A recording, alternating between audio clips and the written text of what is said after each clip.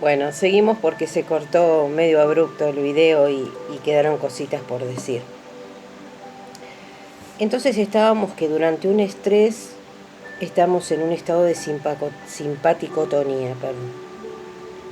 Y lo que le sucede a nuestro cuerpo en ese estado de simpaticotonía es que la sangre fluye al cerebro para mejorar su efectividad, al sistema circulatorio para enviar más litros de sangre por minuto, a los pulmones para oxigenar más y establecer un buen intercambio oxígeno anhídrido carbónico, y a los músculos para oxigenarlos más.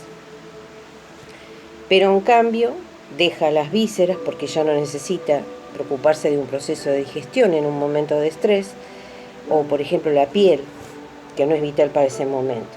Por eso que en un momento de simpaticotonía vamos a tener las manos frías. Es una característica que también nos está hablando de un estado de estrés. El cerebro no hace diferencia entre el estrés físico y el estrés psíquico. Nos pone en simpaticotonía como si estuviéramos haciendo un esfuerzo físico, porque solo conoce y reconoce el estrés como biológico. ¿Qué sucede cuando estamos en vagotonía? Decíamos vagotonía cuando en vez de estar en acción el sistema simpático, que es el de la acción, es el nervio vago o parasimpático, que es el que repara. Entonces la sangre, ¿qué hace? Deja el cerebro porque no necesita estar en alerta, deja el corazón porque la frecuencia va a disminuir por debajo de la normal, deja los pulmones porque la frecuencia respiratoria disminuye, y los músculos porque hay muchos menos movimientos. Todo esto hablamos generalmente de la etapa del sueño, que es cuando estamos en vagotonía y cuando se repara. ¿Y qué va a hacer la sangre? Ahí sí va a ir a las vísceras, porque durante la reparación del sueño vamos a aumentar la eficacia del sistema digestivo, va a ir a la piel, a nutrirla, a eliminar todo lo que es desecho. La fatiga obliga al organismo a descansar para ser eficiente al día siguiente. El dolor también obliga a quedarse en reposo absoluto en estado de vagotonía para recuperar la totalidad de sus recursos lo más rápidamente posible. El objetivo del dolor, ¿cuál es? Testear si la reparación ha sido completada. Perdón. Cuando hablamos de DHS, que es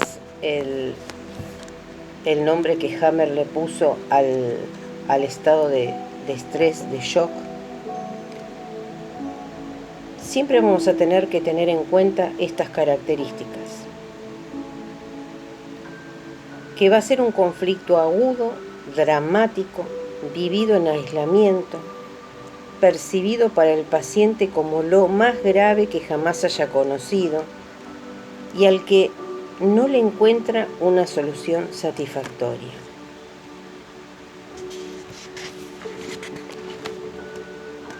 El choque de un conflicto que irrumpe de manera inesperada es experimentado en forma aguda, dramática, en soledad, y formará un DHS que se manifiesta simultáneamente en 3 niveles: en la psiquis, en el cerebro y en el órgano. Para biologizar un shock debe ser dramático, pequeño o grande. Puede ser muy intenso o menos intenso, pero repetido a lo largo de un periodo relativamente considerable. Todo el cuerpo se va a poner en estrés por efecto de este shock. Todo el ser lo vive como un drama. Solo eso le importa, desconectándose de su entorno vital. Tienes que ser inesperado en la mayoría de las veces. Los sistemas de defensa habituales quedan desbordados ante la sorpresa del shock. Su origen es impredecible y llega en un instante. Vivido en aislamiento. ¿Esto qué significa? Que no se exterioriza en el momento en el que se recibe el shock. Todo lo que no se expresa se imprime, dice Carl Jung. Por diferentes razones, ¿no? por el entorno, las creencias, la vergüenza, miles de factores por los cuales no se exterioriza. La interpretación emocional ligada a ese shock es vivida en aislamiento. Familia, amigos y colegas conocen el acontecimiento, pero lo que no conocen es lo que significa para la persona que lo vive. Ejemplo, entran ladrones a casa, todos los vecinos lo saben, mis colegas se van a enterar, la policía lo sabe. Si tengo suerte salen las noticias y todo el país se entera, pero nadie sabe el terror que siento cada vez que entro a casa después de ese acontecimiento. Hablar del acontecimiento, pero no expresar el terror que le produce, la interpretación emocional, no cura y reactiva el conflicto cada vez que se produce el hecho de entrar en casa. Ese impacto es vivido en soledad, razón por la cual no se habla de ese terror. ¿Qué papel juega la palabra acá? La importancia de la palabra es enorme. Los humanos somos seres de comunicación, producto de las palabras. Toda enfermedad es una palabra no dicha con la boca, sino con el cuerpo. Si no se le encuentra solución al conflicto, la persona va a quedar prisionera de él y se va a obsesionar con él. Sobrecarga su rendimiento psicológico pensando permanentemente en el conflicto y buscando desesperadamente la solución. Cuando vivimos un sobreestrés, por ejemplo, señor, lamento informarle que tiene usted un cáncer incurable. Ese es un pronóstico médico, por ejemplo. Crea el equivalente literal a una tormenta eléctrica en el cerebro, en un lugar preciso, y si no hay fusibles que salten para proteger ese lugar preciso, la tormenta eléctrica va a producir una onda expansiva eléctrica que puede alterar, quemar un sector más o menos importante alrededor de ese lugar, incluso hasta apagar la mitad del cerebro. Afortunadamente el cerebro funciona como una caja de fusibles. Si se produce un cortocircuito, este queda aislado y circunscrito a esa zona. La lesión se focaliza, indicando el impacto del conflicto, y esto es lo que se le llama foco de Hammer. O sea, esa área que fue impactada, que queda aislada y circunscrita, como consecuencia de una emoción violenta. ¿Y cómo se percibe? Si se hiciera una tomografía, que fue así como lo fue descubriendo Hammer cuando analizaba a todos sus pacientes oncológicos, en los cuales él veía primero un historial de conflicto, en las áreas donde se establecía el foco de Hammer, se veía como una zona de anillos concéntricos en forma de diana en una tomografía computarizada. Recordemos siempre que yo digo que Hammer era médico oncólogo y radiólogo en los hospitales que trabajaba. Hablamos del invariante biológico. Corresponde a una tonalidad conflictual, siempre idéntica, una interpretación psicoemocional básica llamada vivencia, que desencadena la enfermedad. Ese es el gran descubrimiento de Hammer.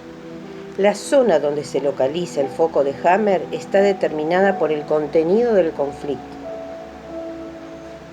En la zona postsensorial de la corteza cerebral es en respuesta a un conflicto de separación brutal que compromete el periósteo de la pierna izquierda con entumecimiento como síntoma.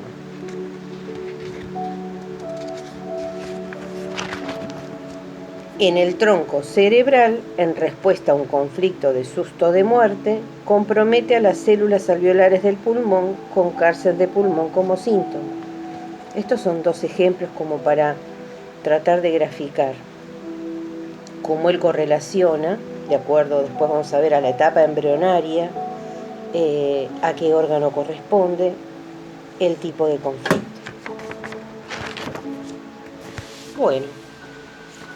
Por hoy terminamos con este tema, que es bastante profundo, como para ir entendiendo y asimilando.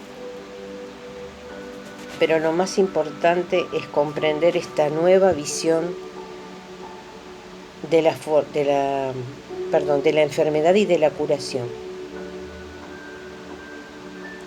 en donde lo que hay que entender es que nuestro cerebro genera un programa biológico de supervivencia ante cada situación de shock emocional. Y ahora me vino a la mente, por ejemplo, el cáncer de mama que hablábamos en videos anteriores. En la mujer, el cáncer de mama,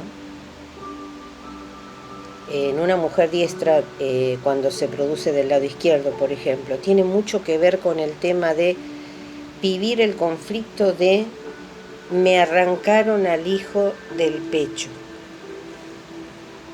Y esto puede ser la vivencia de tener un hijo de 47 años que por razones laborales